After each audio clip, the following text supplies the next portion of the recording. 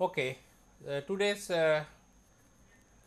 topic is actuation and stiffness for manipulator design.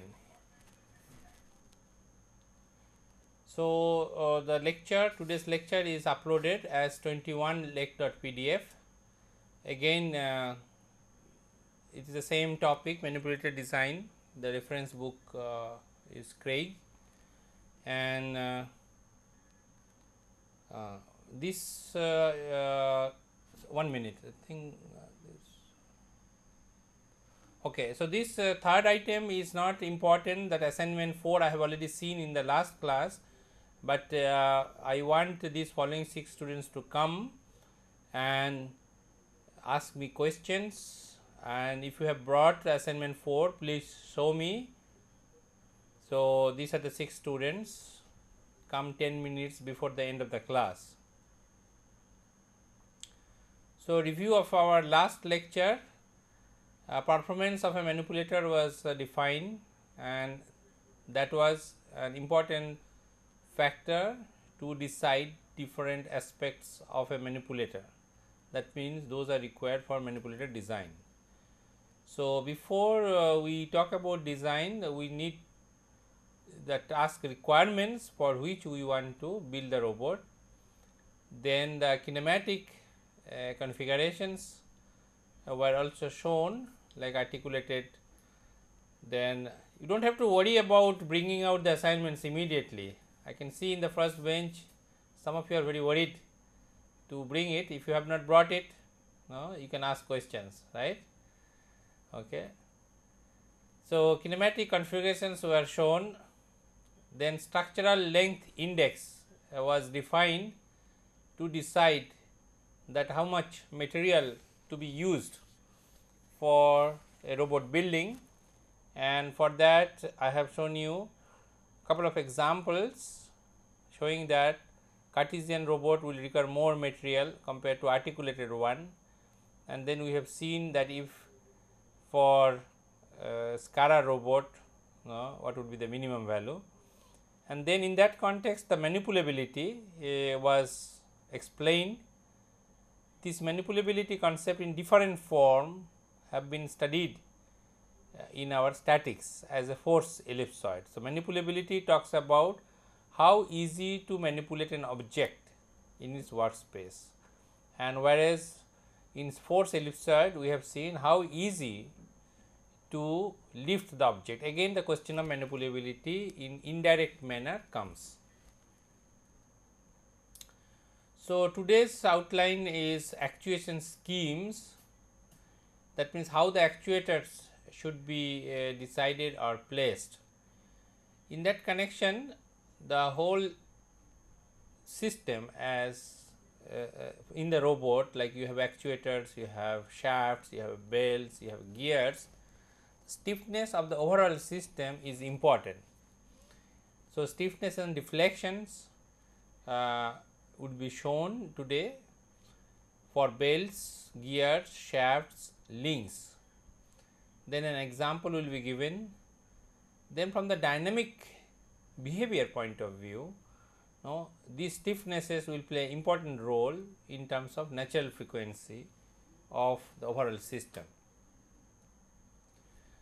So actuation scheme I wanted to cover in the last class, so it is available in the last lecture outlines. So talking about actuation schemes, we have studied different actuators.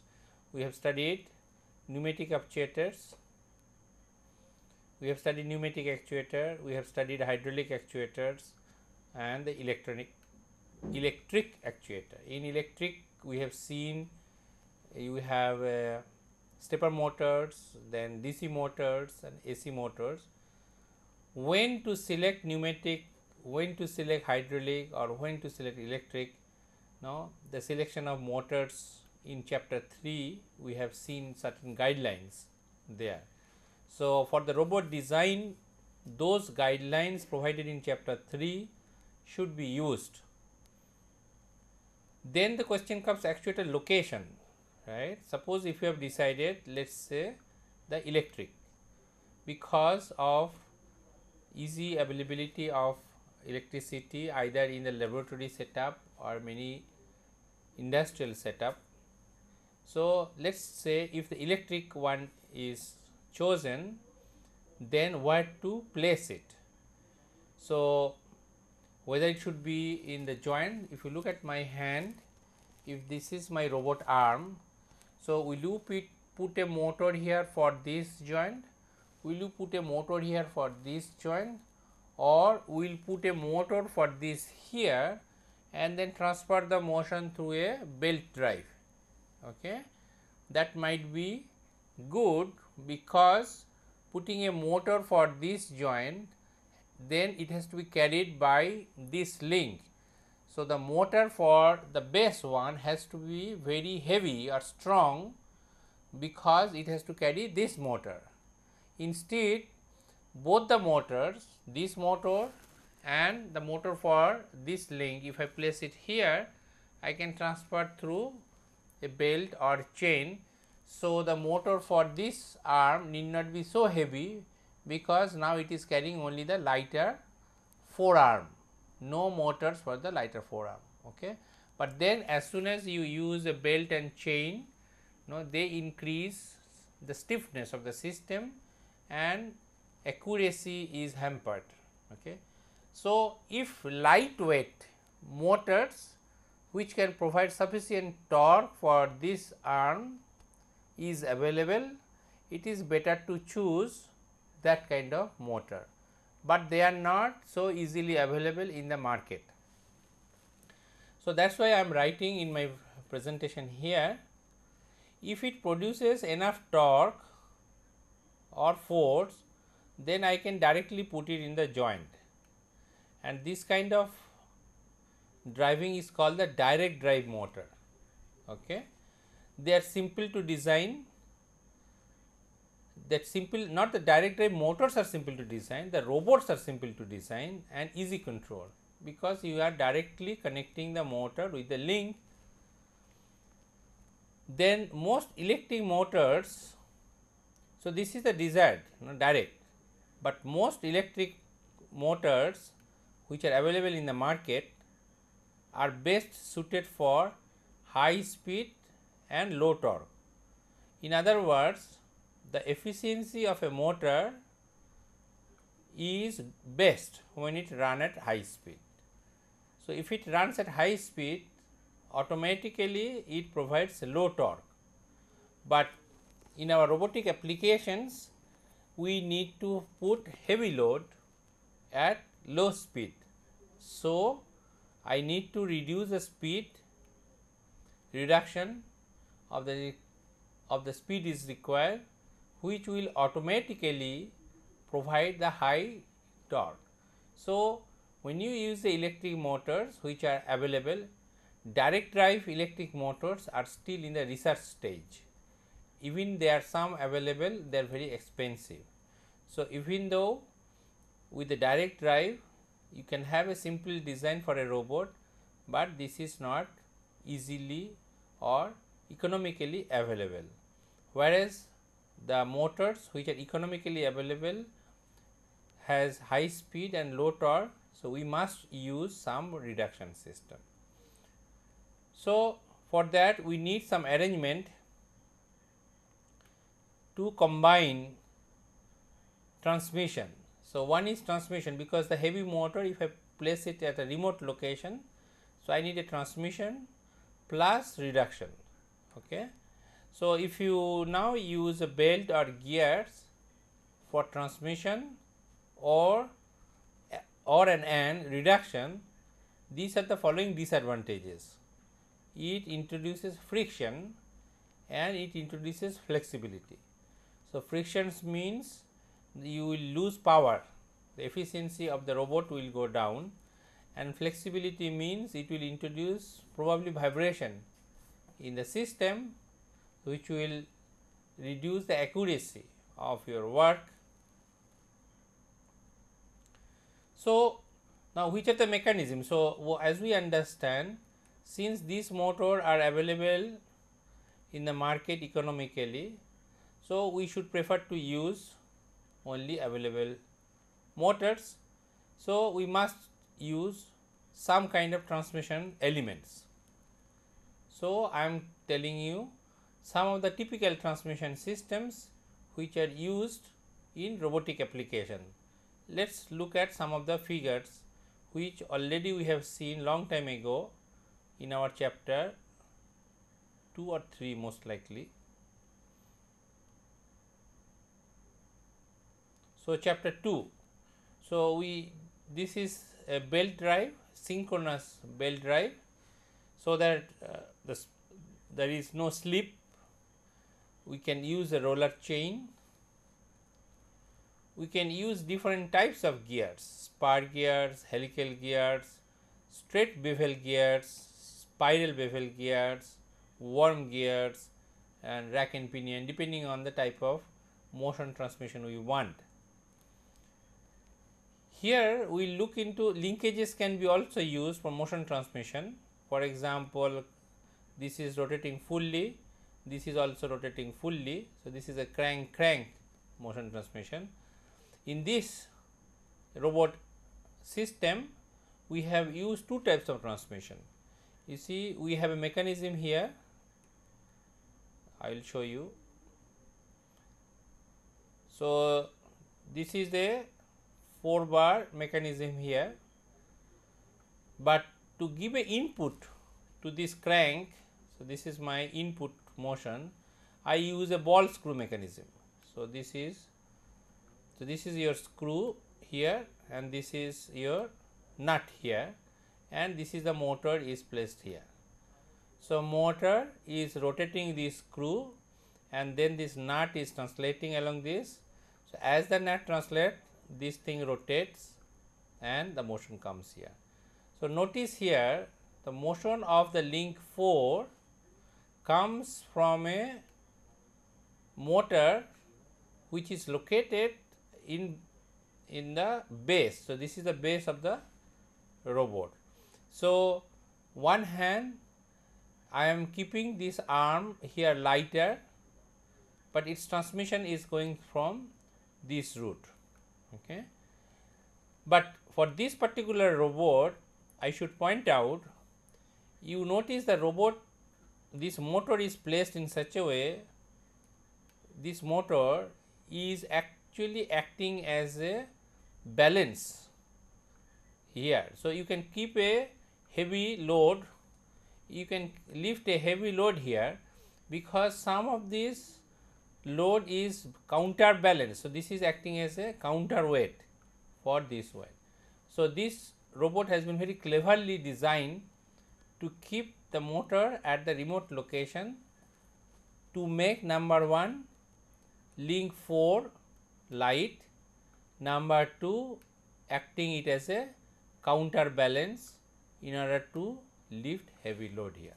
Okay. But my point here is to tell you different transmission element. One is belt and roller, then the gears, and then the screws here, and the linkage system. So, we go back. So, now if you use the belts are very flexible one, and it is proportional to its length. Length means the free length. Okay. And we require a preloading. So, we are basically going through different types of transmission system, looking at its characteristics. Now, preloading is required. If it is a chain, it is very similar to belts also. Sometimes preloading is also required to avoid loosening of the chains. If you want to know about the reduction of the speed, then this is equal to R2 divided by R1. R2 is the radius of the pulley for belt for the output shaft. R1 is the radius for the pulley in input shaft. Okay. So, input shaft, if I want to reduce the speed, input shaft R1 should be larger and R2 should be smaller. So, that is the ratio. If it is chain, so instead of pulleys it will be the sprockets. If it is a gears,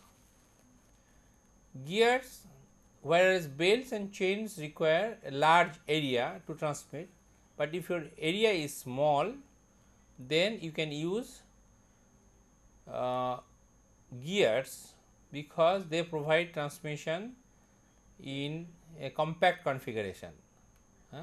The compactness is there, but it has a disadvantage that it has a backlash and friction, which reduces the accuracy of the robot, also reduces the repeatability of the robot. Suppose if you use a gear, then we define the ratio as follows: input theta I by theta O is equal to eta. Eta is my gear ratio. So, here the output speed is equal to 1 over eta into input. Here in this gear I am assuming eta is greater than 1. That means it is a speed reduction gearbox, which is the one we want. So, if the speed is reducing, then the torque has to increase in the same proportion. So, that is the thing I have written here. Now, if you use, like in the diagram, robot diagram, you can use a lead screw or ball bearing screw. If you want to reduce the friction, then you better use a ball bearing screws. They are providing large reduction in compact package, and they are very stiff and hence can take a large load. So, in this page we talked about 4 different transmission systems and their characteristics.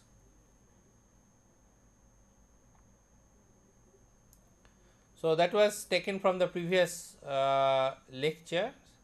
So, we go back to now our present today's lecture. So, after having known different transmission system, we should have some idea how their stiffnesses will affect the stiffness of the overall robot structure. So, some simple situations we will study in these few slides. So, we are interested with the stiffness and the deflections because they affect the accuracy and the dynamic behavior.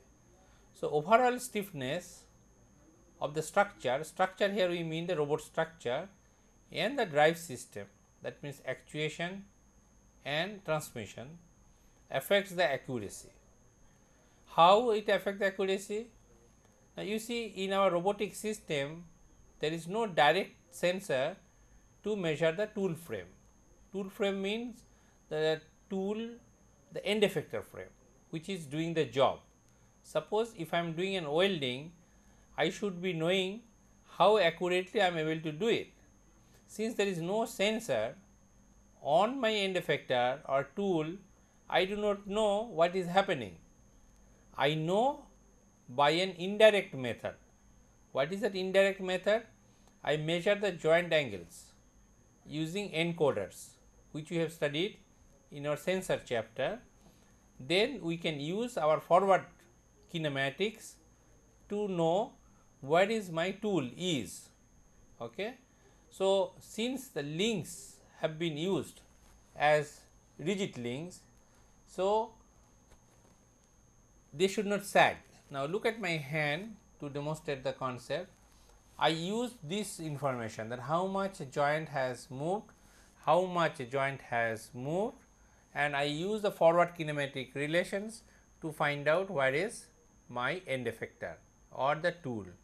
In these calculations, I have assumed this is a rigid link, this is a rigid link. That means they do not deflect.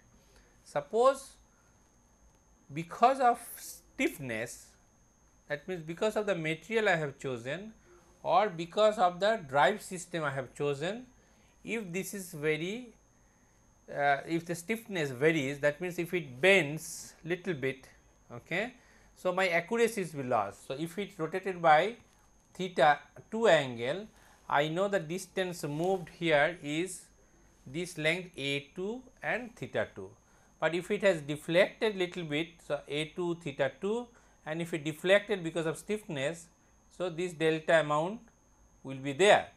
So, for my control I am thinking it is a 2 theta 2, but because of actual stiffness it is going some extra amount. So, which is an error.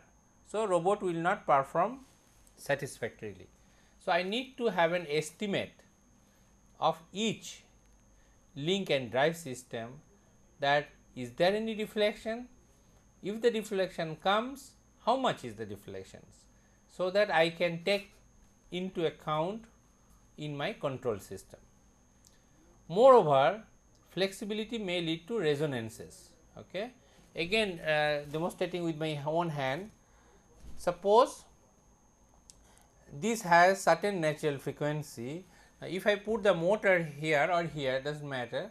If I put the motor here, and if the motor frequency is the same as this one, what will happen? So, it will vibrate, resonance will happen. So, I should know what is the natural frequency of this link, and I should not operate my rotational speed, which should be same as the natural frequency of that thing. So, I should choose this material in such a way that its natural frequency is far from the rotational speed of the motor, which I need to perform certain task. So, for that it is also important to know that what is the stiffness of the overall system, so that robot should not vibrate. Okay. So, to do all those things, what we have to do, again we have to go step by step. We have to find out the stiffness of the drive system, stiffness of the links, then I have to do the combination of those link stiffness and the drive stiffness. Now, if things are connected in parallel, as we know from our earlier studies, if two flexible members, if two flexible members, say the drive shaft and the link. So, two flexible members, one could be the drive shaft, another could be the link.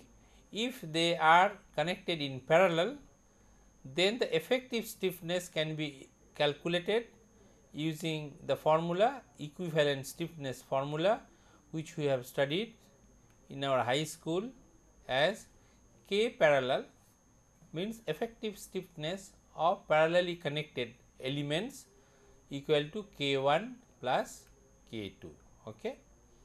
If the two flexible members, both are in parallel, so this should be in series. So, there is a mistake here. So, this should be in series. So, this one would be series. So, if they are connected in series, so then the effective stiffness would be given by 1 over Ks, this is the effective stiffness here, equal to 1 over K1 plus 1 over K2. K1 and K2 are the stiffnesses of these flexible members.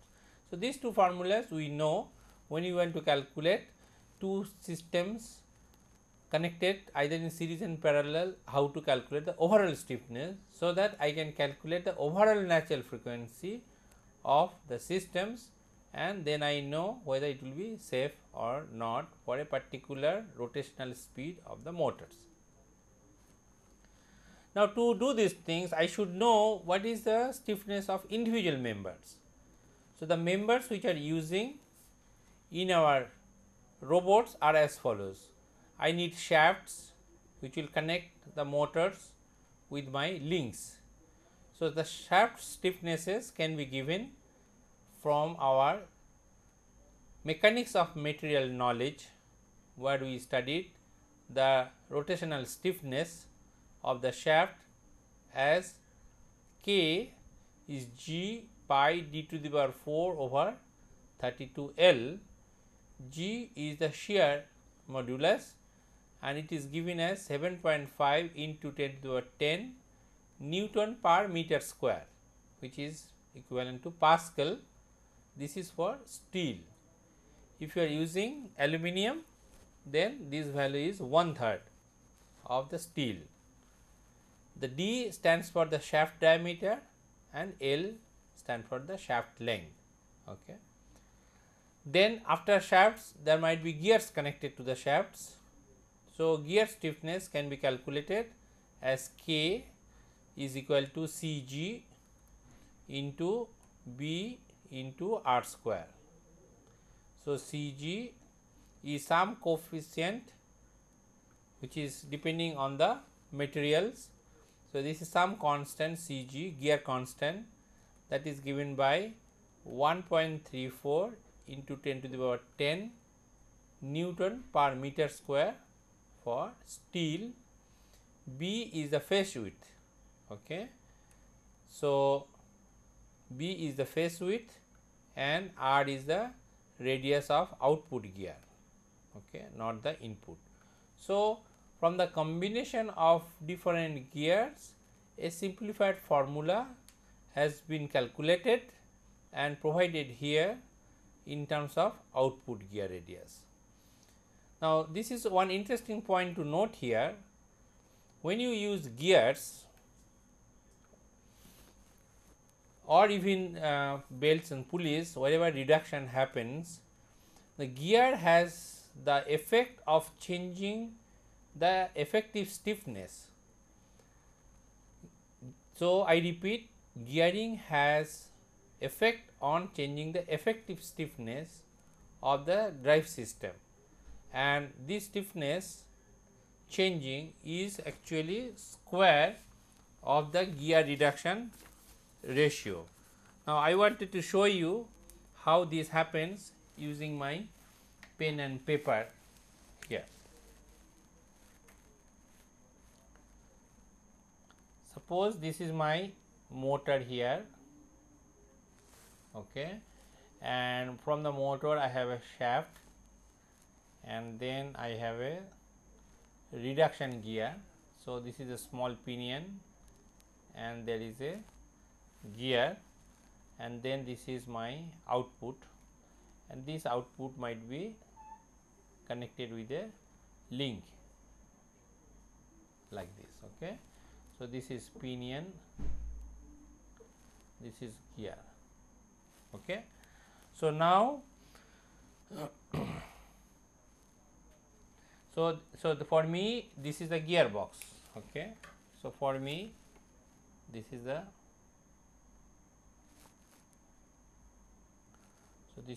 gearbox here. So, gearbox. Okay. Now, if you look for, so the stiffness means tau I is K I delta theta I. So, when I talk about stiffness, then I consider motor as a fixed object, okay, and then this gear shaft is twisting. Okay. So, not the rotational speed that is creating the motion.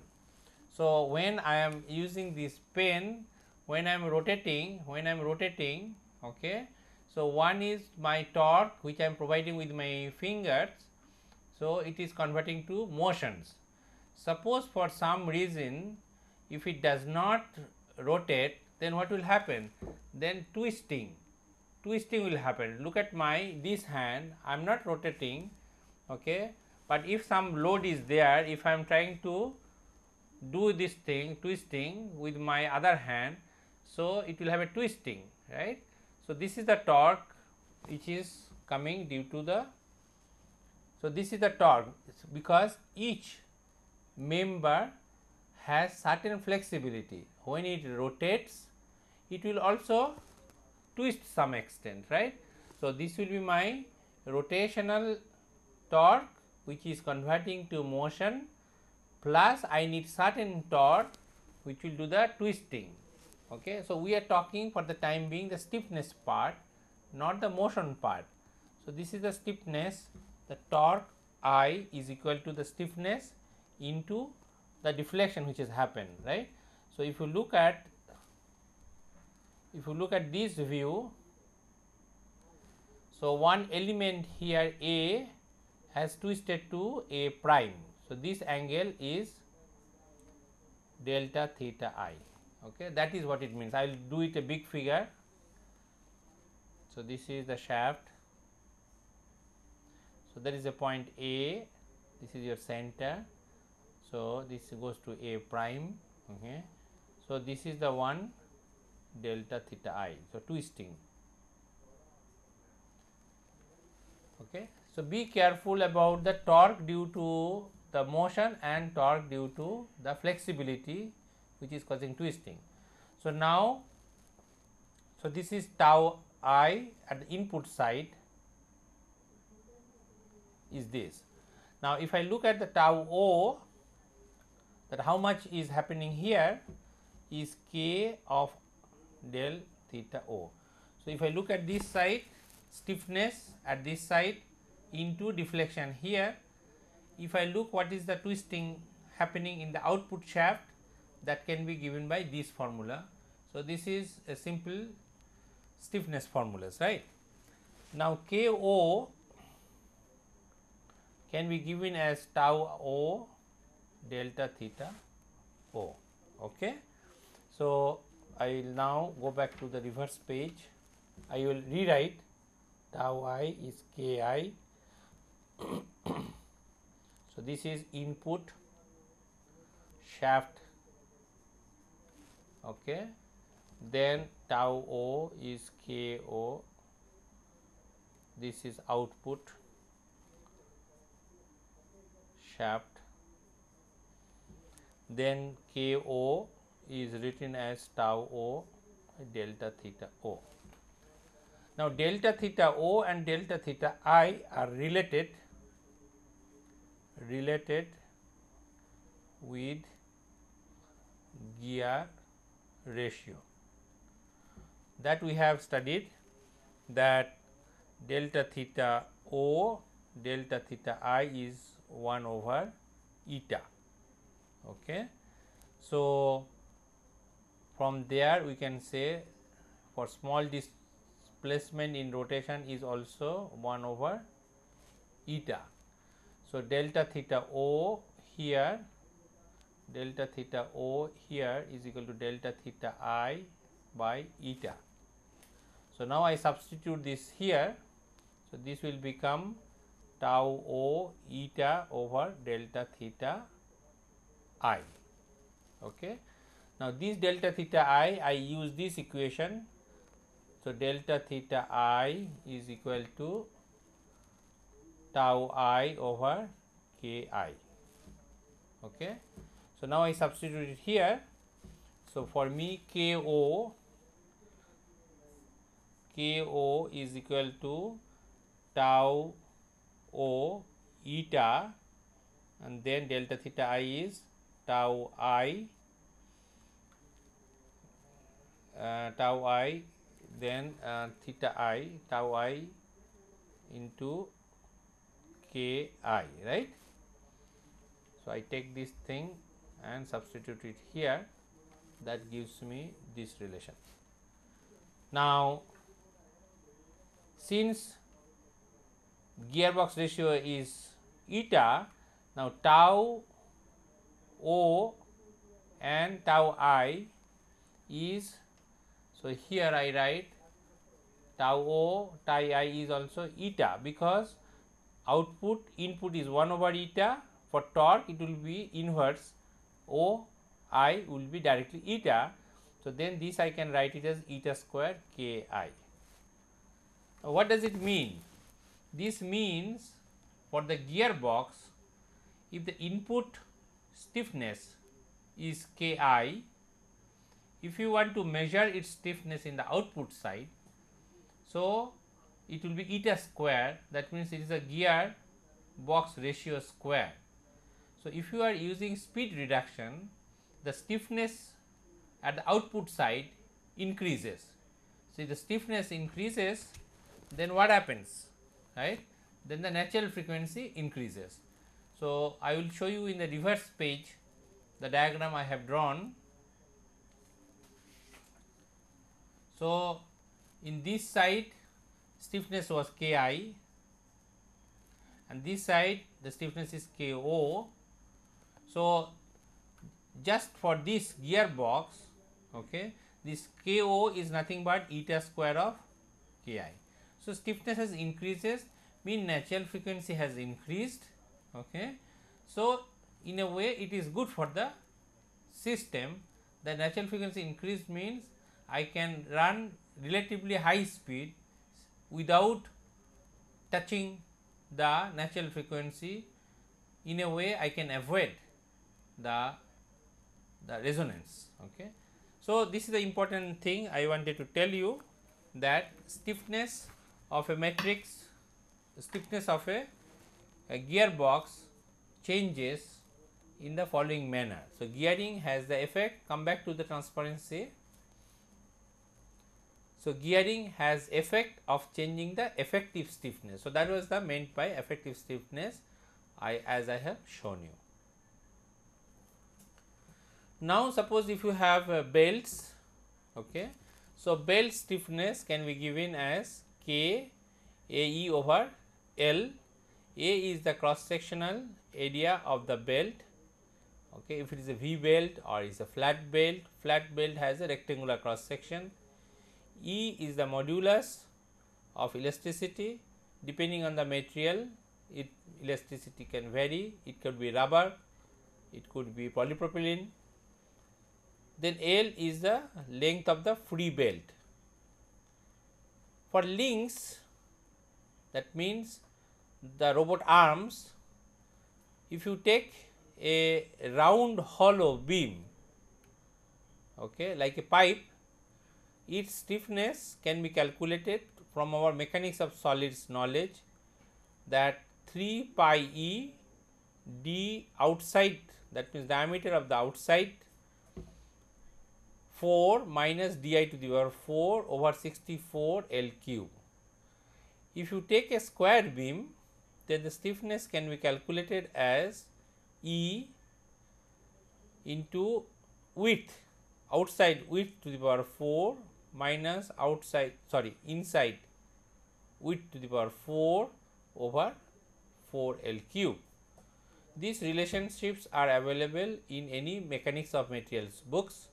They have been basically taken from there, but you will get them in Craig's book also. So, E is the modulus of elasticity for steel, it is 2 into 10 to the power 10, and here the D's are diameters of the tubular beam and W is the width of the beam. Now, I will tell you these things in the paper also.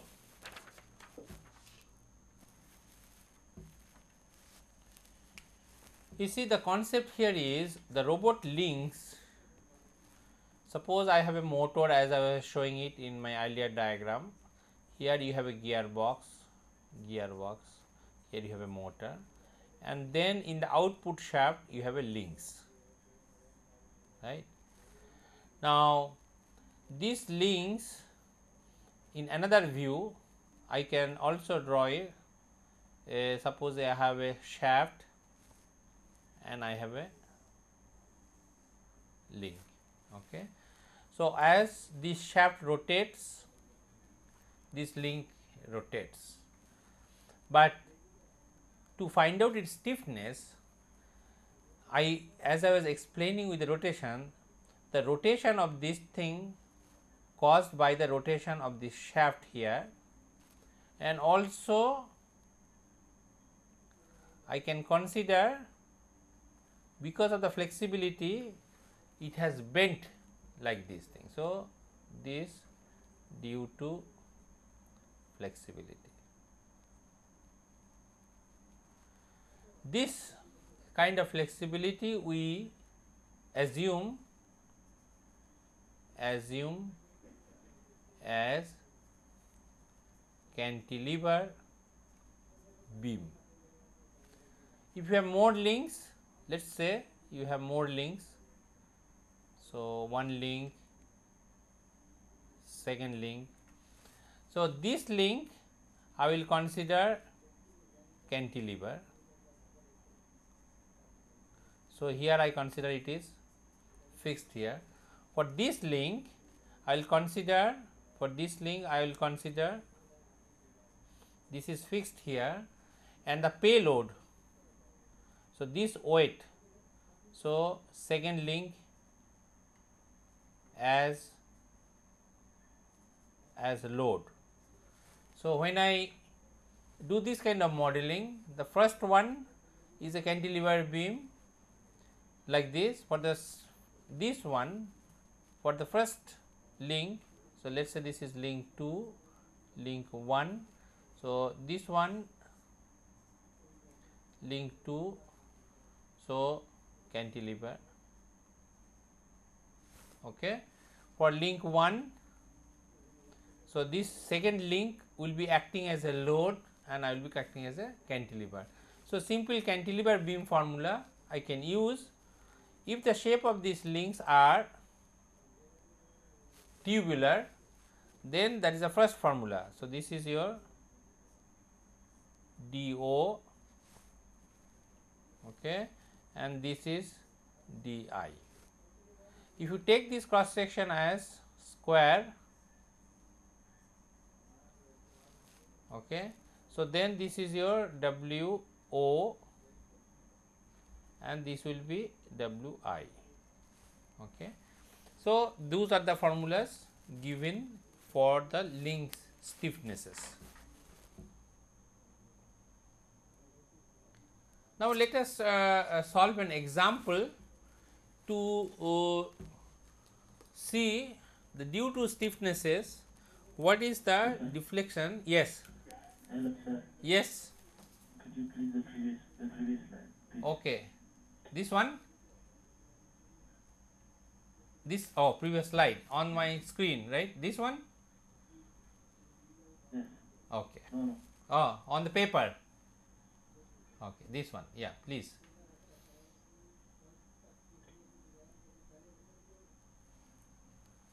So, now we will take an example to see that if I have a robot arm like this and it has a load on it. So, now we will take a model, we will take a link, okay, like this, and if it has a load on it, what will happen? This will bend like this. So, we can calculate what is the displacement has occurred. We will also look at the fact that this shaft has certain rotational stiffness. Because of this thing it will twist. Let me show it in a little bigger diagram. So, I have a shaft carrying a link like this, okay. It has a load.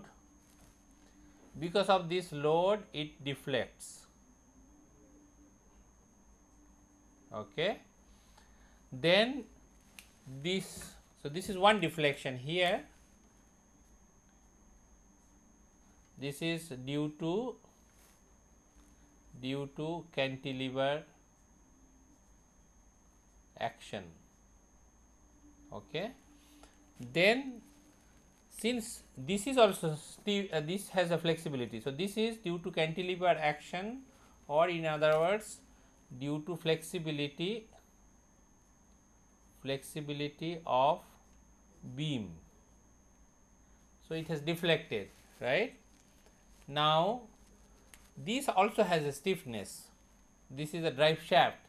So, this also twist. Suppose this has a point here A has twisted by A prime. Because of this twisting, the beam will come down to another location, which is shown by the green color. So, this deflection here due to twisting of drive shaft. So, in this example we will see that for the cantilever action how much is the deflection happen due to certain load and how much is the deflection happen due to this twisting. Okay. So, now you go to the computer slide to define the question. A square cross section of dimension 5 by 5 by 50 centimeter with a wall thickness of 1 centimeter is driven by a set of rigid gears. In this example, we are not counting the gear flexibility, remember that thing. With gear ratio of 10, with the input shaft diameter of 0.5 centimeter and the length is 30 centimeter. Okay. What is the deflection caused by a force 100 Newton at the end of the link? Okay. So, now let me describe this problem in terms of the figure which I have drawn. Okay. But I will draw a fresh one. So, I have a beam, okay, and here I have a shaft. Cross section of this thing is 5 and say this one is 50, okay, all in centimeter, okay. Then it has a wall thickness of 1 millimeter. So, this is 1 millimeter, 1 means 0.1 centimeter. Okay. Then I have a gear ratio. So, this shaft is coming from a gear shaft. So, eta is 10 and then this shaft diameter is 0.5. This diameter is 0.5. It has the length from where it comes. Suppose if I can imagine a top view, maybe this is a gearbox, okay, from where the shaft comes, maybe this is the shaft coming. So, the shaft length is 30 centimeters. So, let us say this length is, so this is 30 centimeter. Now, here some of the points may be little ambiguous, which is 30 centimeter, from here to here is 30, from here to here 30. Obviously, since this will be fixed inside the link, so this becomes a part of the link only. So, the twisting will occur between this and this point. So, when we want to consider the twisting happening, so this is the length we should be talking about. Okay. So, this is 30 and the load is acting as 100 Newton. So, this load is 100 Newton. Okay. So, first what we calculate is the stiffness of the link. So, stiffness of the link K we can calculate as let us see the previous equation. So, this is E W O to the power 4 minus W I to the power 4 by 4 L cube. Okay. So, I have all the parameters available with W O is 5 centimeter.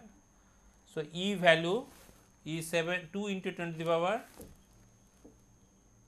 11.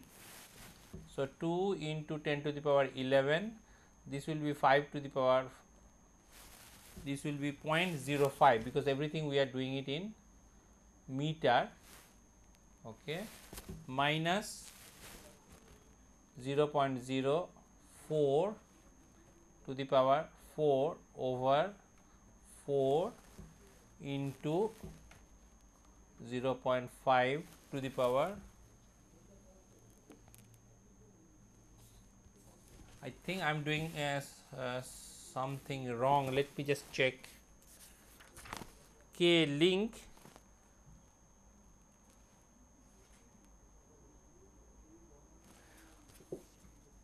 okay, there is certain problem in the expressions.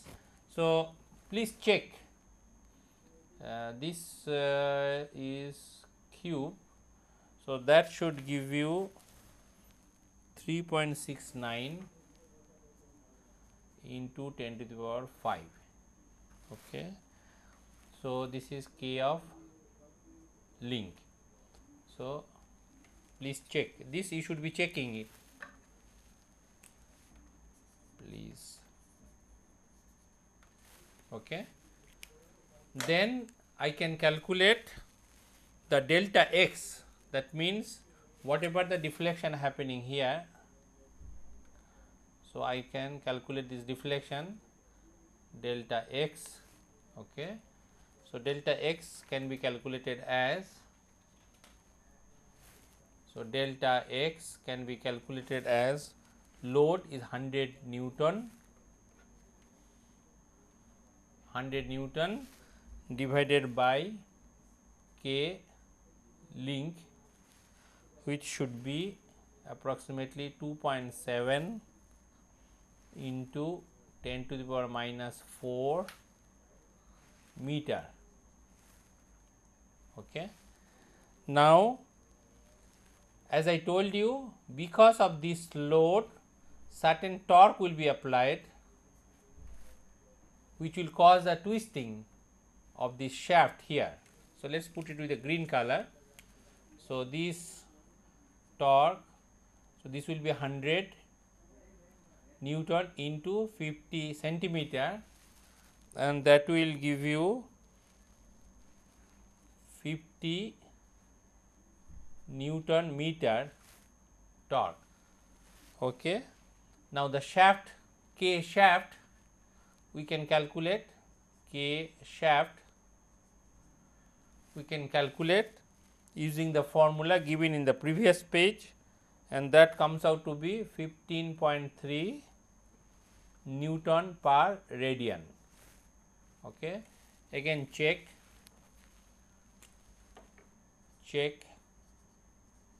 from formula. Okay. So, now that because of the stiffness of the shaft, there will be certain twisting happening. So, that twisting delta theta, so delta theta will be how much? So, now from there delta theta I can calculate delta theta I can be calculated, but since this is the output shaft, this is the gearbox. Okay. So, this is the gearbox, K shaft I have calculated. Okay. Then because of the gearbox there will be an effect. So, the K shaft, I come here, K shaft at output. So, K shaft output would be 15.3 into eta square, which will be 1530 Newton per radian. Okay, because I want to calculate the output twist, I want to calculate the twist happening of the output shaft. So, this is the shaft stiffness, this is the shaft stiffness. Because of the gearbox there will be a increment of the stiffness. Now, I can calculate delta theta output will be 50 Newton because this is the 50 Newton meter which is applied, divided by 1530 which is the stiffness. So, that gives you 0.0326 radian. Okay. Again, all the calculation check, please check. Okay. Now, this delta theta 0, now that is causing how much? So, this rotation now, so delta theta 0 0.0326, so which means I have a rotation here. So, certainly here it has gone there. So, in other words, if I try to draw this center line here, so this has the twisting, so it has a twisting effect. So, this is your delta theta O. So, because of this twisting effect, how much is this length? So, 0.0326 which is delta theta 0 into the length is 50, because this length is 50. So, this is equal to 1.63 centimeter. Okay. So, this displacement has happened due to the twisting, but earlier we have seen that delta x has happened due to the cantilever. So, now the total deflection will be this one. So, this will be 1.63. So, this has happened due to the twisting, and then we have calculated earlier 0.027 happened due to the cantilever. So, here it has happened 0.027 due to the cantilever action. So, the total deflection from here to there can be calculated finally as, so total deflection 0.027 plus 1.63 is equal to 1.657 centimeter. Again, please check all calculations.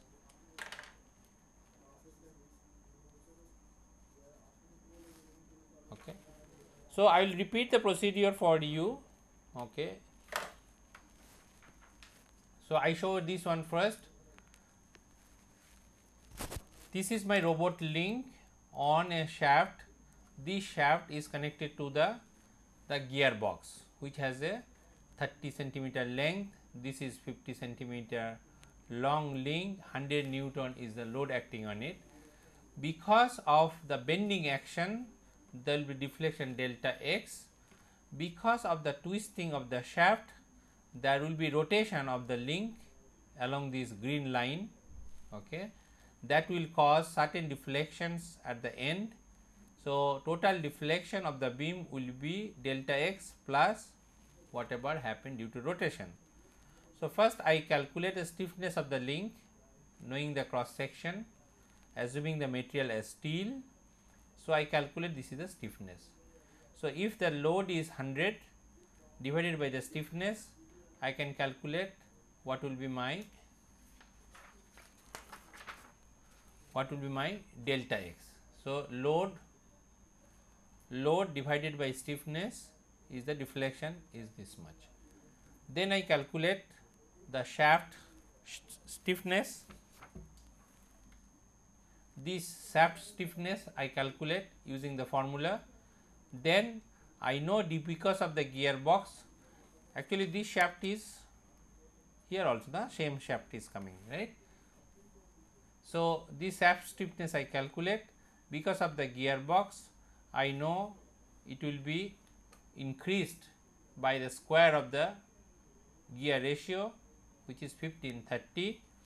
Now, I calculate what is the rotation delta theta O, which is this one, delta theta O is this one. this angle. Okay. So, delta theta O I calculate here. Now, this is my delta theta O. So, rotation has happened to the link. Now, this delta theta O multiplied by 50, I get the deflection 1.63. So, total deflection is 1.657. The important aspect I wanted to tell you here is 0.027 is due to only cantilever action, but a large deflection is happening because of the gearbox shaft. If the gearbox was not there, imagine this multiplication would not happen. So, the gearbox has increased, the gearbox has actually decreased deflection quite a large amount, but still it is very significant. So, even though gearbox has helped to reduce delta theta O, but it is a fairly significant amount. So, gearbox stiffness should not be neglected in order to calculate the deflections of a link, which will have a large effect on its accuracy. Imagine I want a robot which should have an accuracy of 0.1 millimeter, right. If the deflection is 1.657, obviously I cannot have such a accurate robot. So, deflection characteristics will also guide you that what is the accuracy you can achieve, and this stiffness, if it is not taken into account in your control, so this kind of sagging will happen all the time. Okay. So, go to the computer slides now. So, this is the final result I have written, that assume shafts are links made of steel, gears are considered rigid, only the gear shafts are considered flexible, and the results are 0.027 is for cantilever action and 1.63 is due to the shaft stiffness causing a deflection on the end of the link. So, total is 1.657.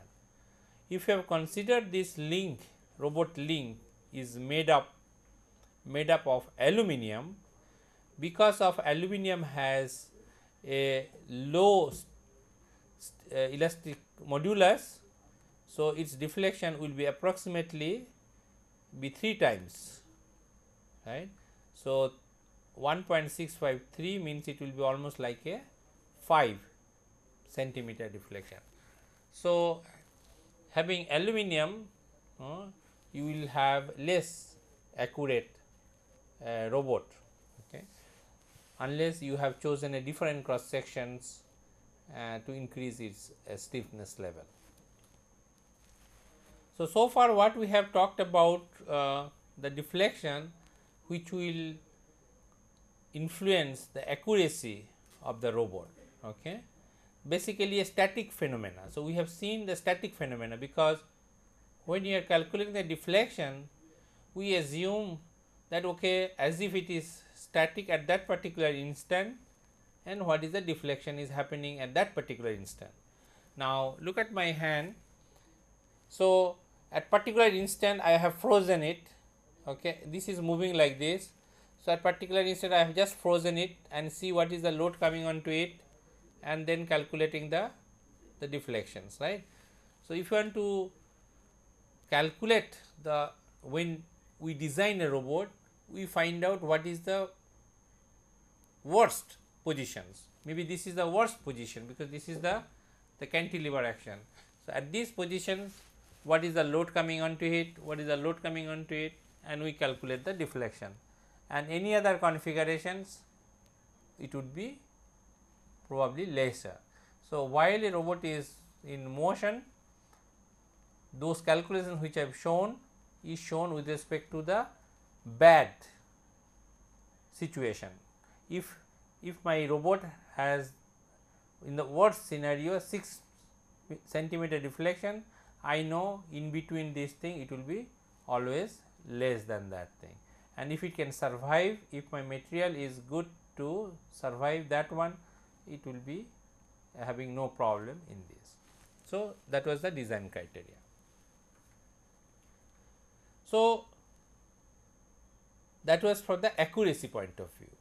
Now, what about the dynamic point of view? Maybe you are using a motor whose RPM is close to the natural frequency of the system. Okay. So, it should not happen. So, that we call it is a unmodeled flexibility. During our kinematics and dynamic studies, we have considered the robot links as a rigid links. Anything happening is ideal, but in actual scenario they are not ideal, right. So, if we consider rigid, that means we are not modeling the flexibility. So, that is why we are calling it unmodeled flexibility. So, many times shafts, gears, links are assumed rigid, flexibility is ignored, but in actual scenario they have finite flexibility, right. So, you may try to operate the motors in such a speed which will hit the actual natural frequency due to finite flexibility, and you will see suddenly robot is vibrating, right. Then you are very surprised where from this vibration comes. So, the natural frequency is very high when I am considering ignored. So, natural frequency is actually very high or maybe infinity I am assuming, which can be neglected compared to frequencies based on the closed loop control dynamics. When I say closed loop control dynamics, I mean the motors rotating a link, that dynamics frequency, right, or the motor frequency.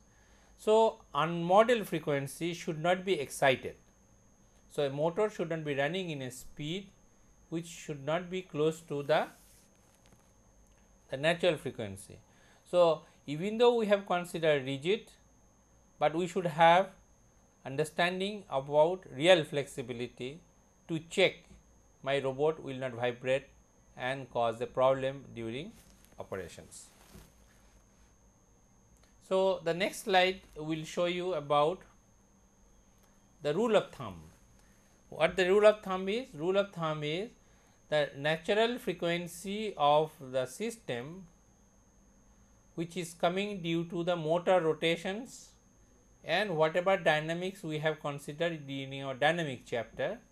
So, considering the dynamic equation of motions driven by a motor, we can calculate a natural frequency of the closed loop system that should not be anywhere close to the structural frequency. Okay.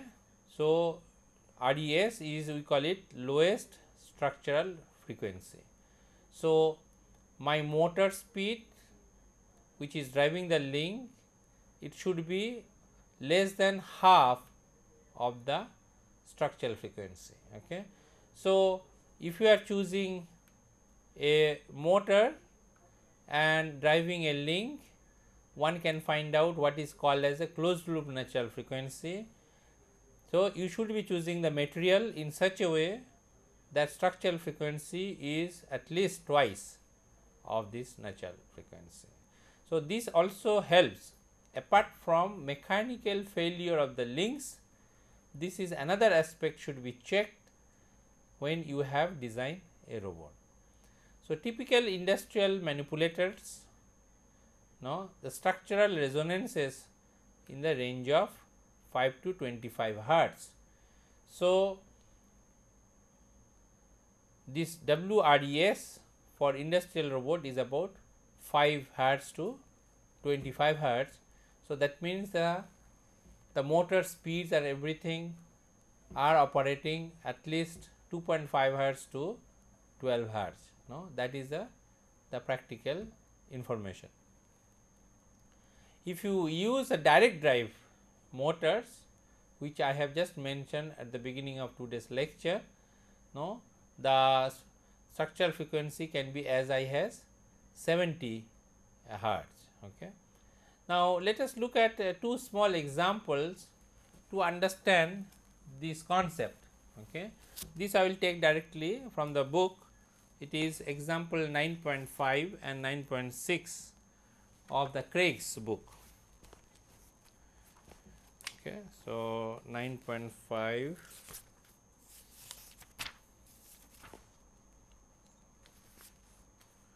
Okay, here it is. So, what I have 9.6 modeling. I am sorry, this is 9.6. This is 9.8 and 9.9. It's strongly written 9.8 and 9.9. 9.8, 9.9. Okay, not 9.6.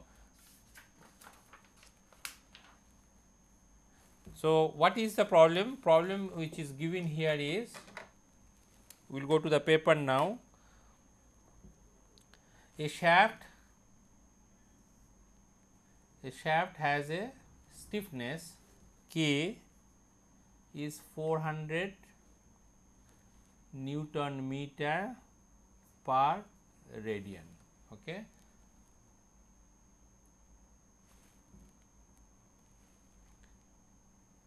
Rotational inertia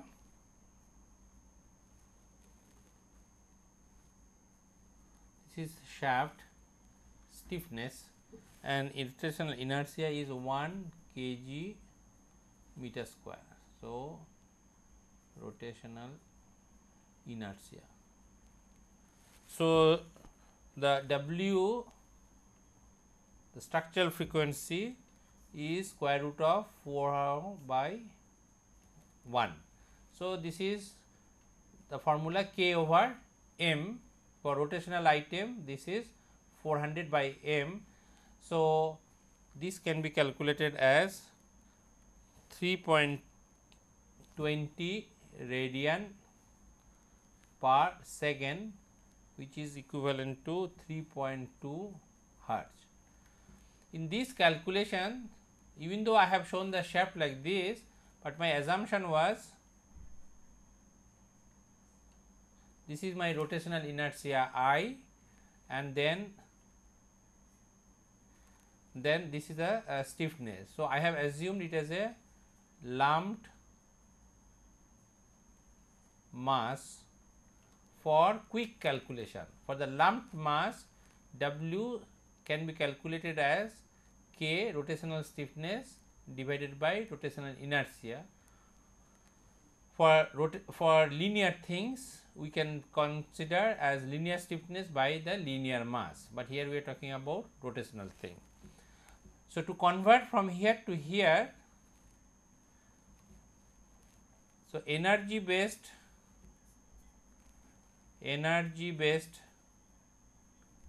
principles estimates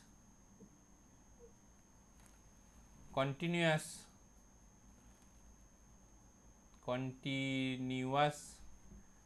beam inertia to lumped inertia. And what is the relation? If this is a I, so I for continuous beam is equivalent to 0.33 I of lumped, which means if the inertia of the continuous beam is given as I and you want to convert into this thing, if you want to take a model like this so that you can calculate easily here, so that should be taken as 0.33 I. Okay. If it is a mass we are talking about, means if I have this weight, if the link has a mass m, okay, but I want to consider it has a model that it has a mass m, then it should be 0.23 m. So, a continuous beam beam's mass m can be considered as a equivalent lumped mass m. Suppose if it has a deflection x, so you can calculate omega as 0.23 m divided by x and the square root of if it has a stiffness k, so then you can use a similar formula k over 0.23 m. So, this conversion from continuous beam to equivalent lumped rotational inertia and equivalent lumped mass are useful to calculate the natural frequency or the structural frequency due to rotation and due to translation, and that will be the next example is used to convert this equivalent inertia. So, let us look at the next example 9.9. So, this was example 9.8. Okay. Now, I will show 9.9.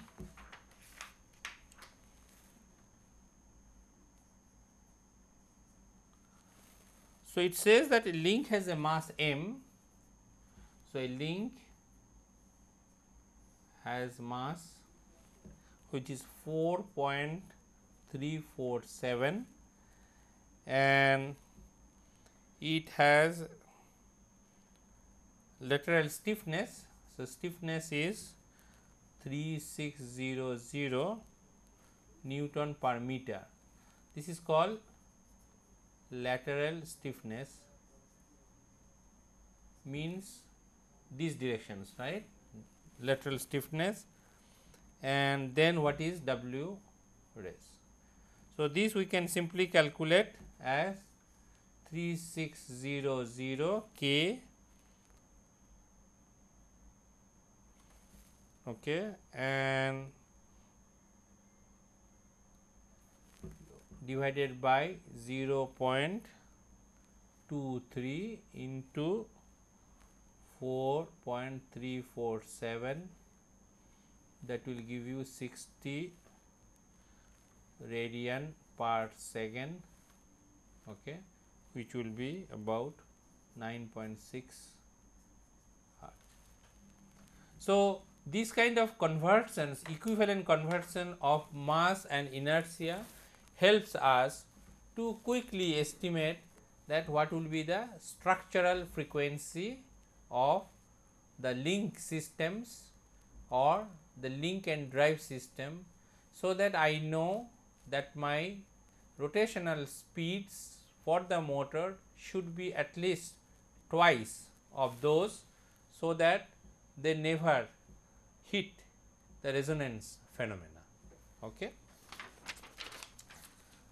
So, that is the problems not 9.5 and 9.6, this is actually 9.8 and 9.9.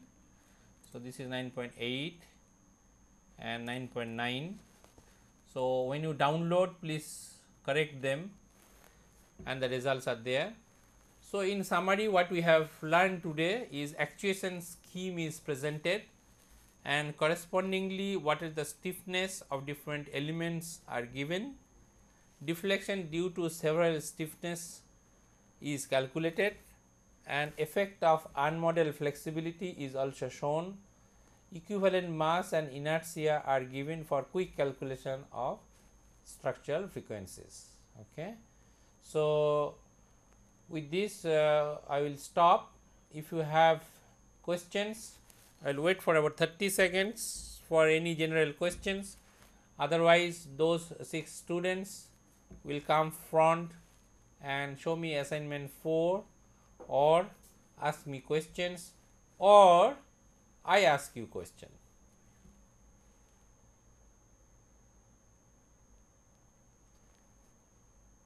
So, 15 seconds passed.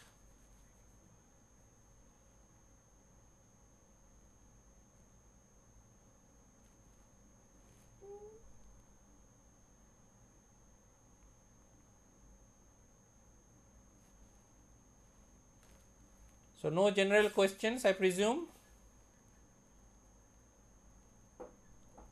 If not, look at the announcement page. Shishe Amare, can you come in the front bench? Please raise your hand also. Okay, good. Tesfaye Abreha.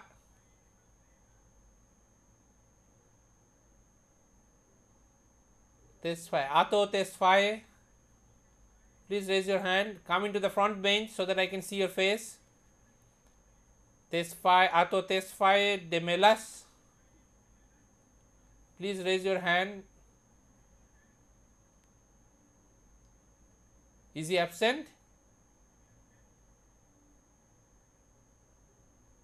Is Tesfaye Demelas absent? Please respond, some of you.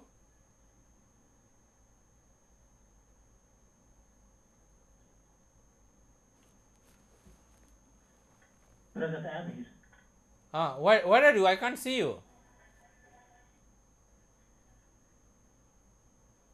You can see me, but I can't see you. More to your left. Okay, good. Tesfaye Molaleng. Where are you? So many Tesfaye this time. Where are you? Ato Tesfaye Molaleng? Are you there? Okay, good. Teshome Mulate. Where are you? Raise your hand. Okay, come to the screen. Thomas Michel Sorio. Where are you? Okay. So absent. So red mark, right? Yes. So I put a red mark. Okay, here it is, absent. Okay, red mark is there. So now, are you going to show me, let's say, Shishaye Amare, are you going to show me the assignment? 4. You can show from there. I will trust you.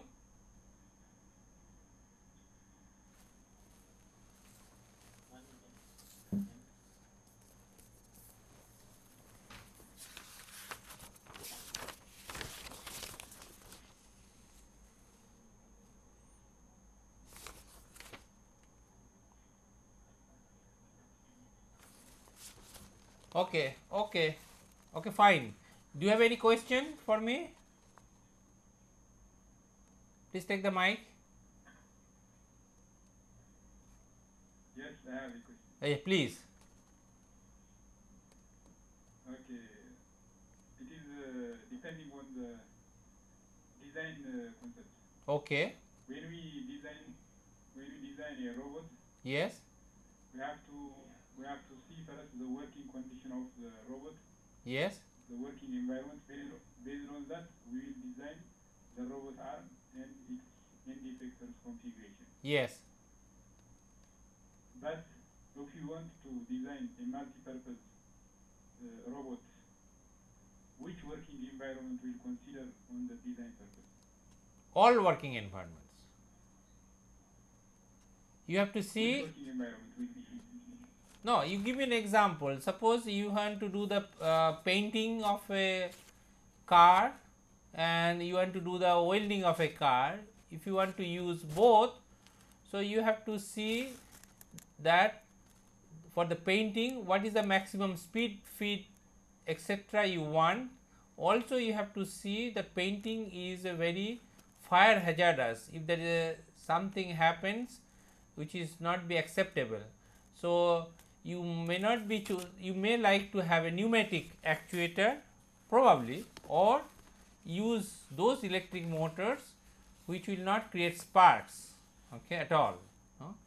So depending on which is the worst scenario for both the conditions, you have to decide. So we have design. We can design for one task only. how can we vary the conditions with the robot design? How can it perform different tasks by one design? For that you have to change the programming of the robot. You see, for the design purposes, what we have is the loading conditions, right? That how much load it can carry, whether it can go to that fast or not. So, if this is the path you are following for spraying and tomorrow you want to do this thing, so you have to change the programming. That is not the design. My arm can do this task, can do this task, can pick up certain object, place it. So, my robot, when I say robot design, I mean whether my link arms can take this load or I can move this fast or not. But the task has to be programmed again and again. You cannot do this task programming and apply for pick and place. So, that is the programming aspect. That is not the design aspect. Design means like you are a student, you are coming to school or college to study, but the same person going to movie to watch, the same person going with a girlfriend to have a party, right? So, the same person is doing different tasks. So, it is a program. Saturday, Sunday you go for party, right? You are programmed to go to party. Right? So, same thing with the robots also. Thank you, sir. Okay. So, testify this Demelas, what is your question?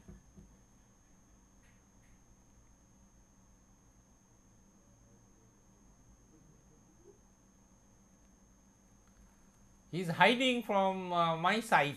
Huh? Can you come to the screen and ask a question? Otherwise, I will ask you a question. Calculate the given assignment by using force balance. Please repeat. Can you hear me? Yes, I can hear you, but When we calculate the given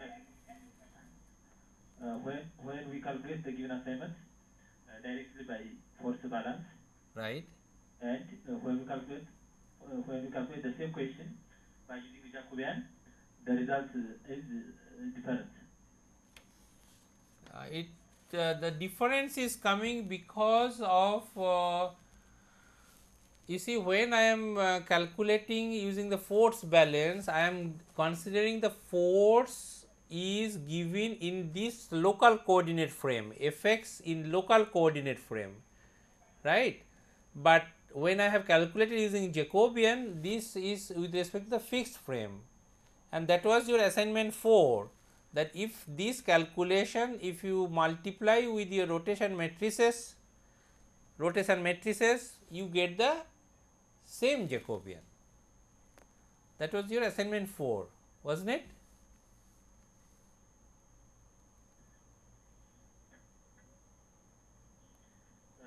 On the answer, the A3 component means have M3 G is negative when you calculate by using the Jacobian matrix. Okay. That means AG matrix. Okay. By using AG matrix, this component becomes positive. Okay. But when you calculate directly by using force balance, Okay. this component is positive. Okay, maybe next time can you write this thing, and so that I can see in front of the screen and I will explain you. It's not coming very clear to me.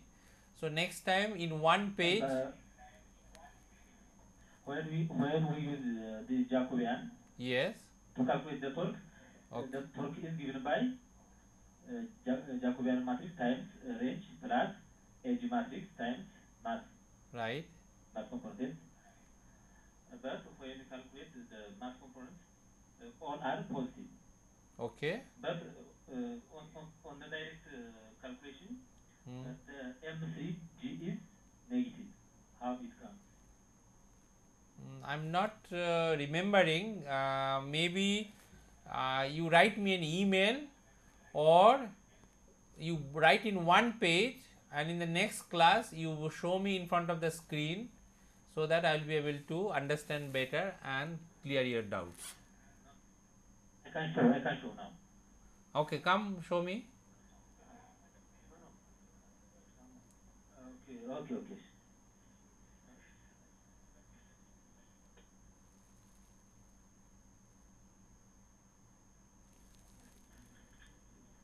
You have to come close to the camera.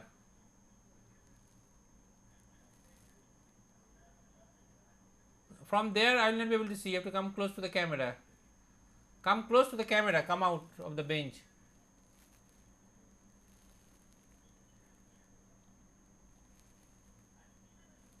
Now make it straight. You see, still I can't see it. That's why I said you write in a big font. I can't see it with your small writing in the camera. You write big in the next class and show me only that part. Okay? Okay, I will show it. Yeah. Okay, I think if there is a quick questions, ask me. Otherwise, we'll stop.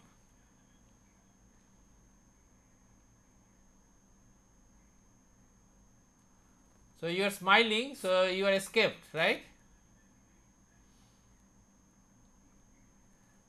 Maybe next time I'll call you again. Okay? Any question?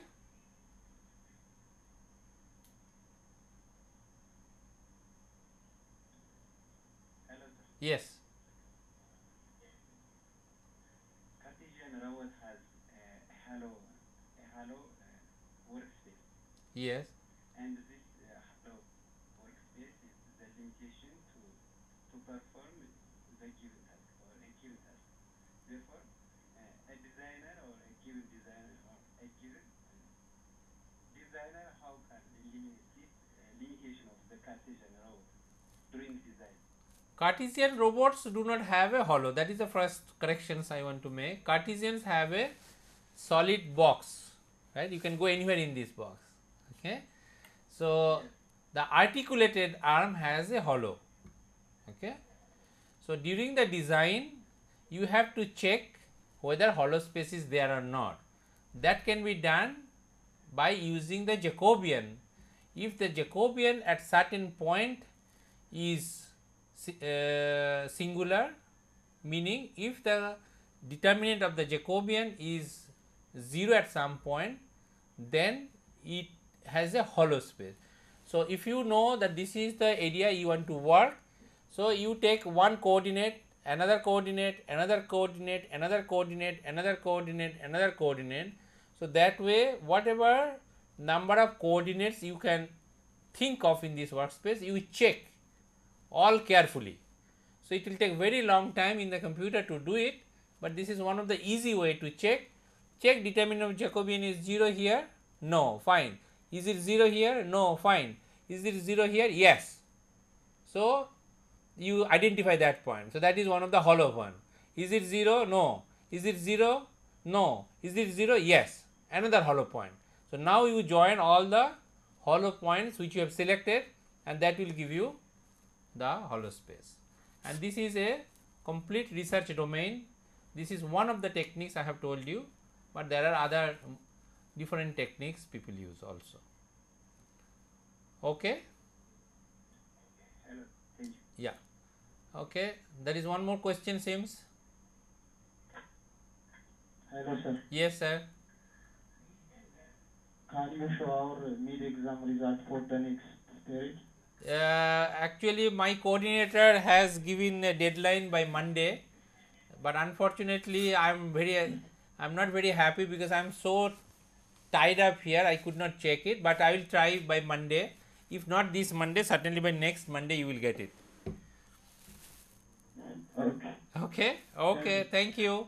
Bye bye.